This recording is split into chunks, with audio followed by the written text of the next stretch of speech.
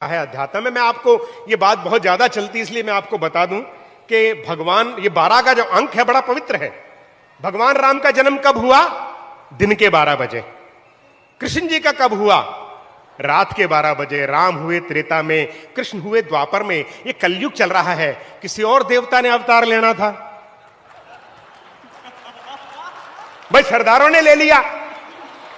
अब आप देख लो, एक आदमी जो सरपंच का चुनाव नहीं जीत सकता 10 साल देश का प्रधानमंत्री रहा। अब ये कलयुग के अवतार नहीं तो बताओ और क्या है।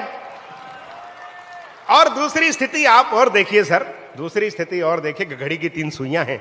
सबसे तेज भागने वाली सुई है वो सेकंडों की है, और जनसंख्या के हिसाब से देखें तो बहुसंख्यक हिंदू धर्म का प्रतिनिधित्व करती है।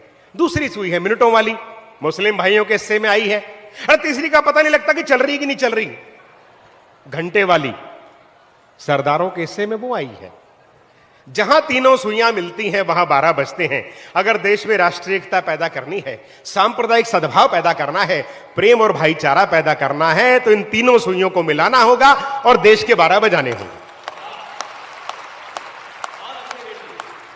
और जो लोग इसका इतिहास नहीं जानते, मैं उनको बताना चाहता हूं कि जब विदेशी आक्रमणकारी हमारी बहन बेटियों को उठाकर ले जाते थे, तो हिंदू धर्म के सिपाही सिख कोई अलग से धर्म नहीं है, हिंदू धर्म की एक शाखा है, जैसे हिंदू धर्म की जैन शाखा है।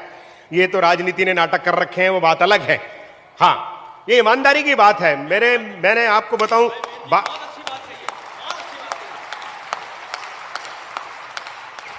मेरे पिताजी ने मेरे चाचा जी को कहा कि लड़का बिगड़ा हुआ, इसको समझाना।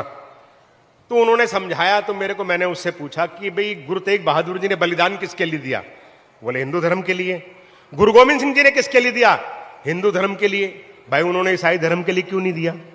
मुस्लिम धर्म के लिए क्यों नहीं दिया? क्योंकि वो खुद हिंदू थे। एक शाखा बनाई उन्होंने ताकि दूर से पता लगे कि हिंदू है, या तो मरेगा या मारेगा।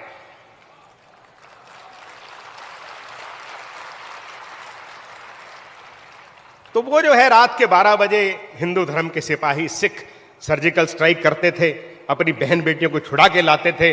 तो बाहर जो विदेशी आक्रमणकारी कहते थे, वो कहते थे 12 बज गए, 12 बज गए।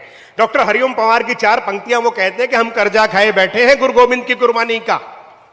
हम कर्जा खाए बैठे हैं गुरु गोविंद की कुर्बानी का। हम क्या एहसान चुकाएंगे उनकी आंखों के पानी का। हम उनकी पूजा करते हैं आजादी के आधारों में, जिनके आगे जिनके 2-2 बेटे छिन गए दीवारों में, जिनके आगे जिनके 2-2 बेटे छिन गए दीवारों में। अरे देखिए, बड़े अच्छी बात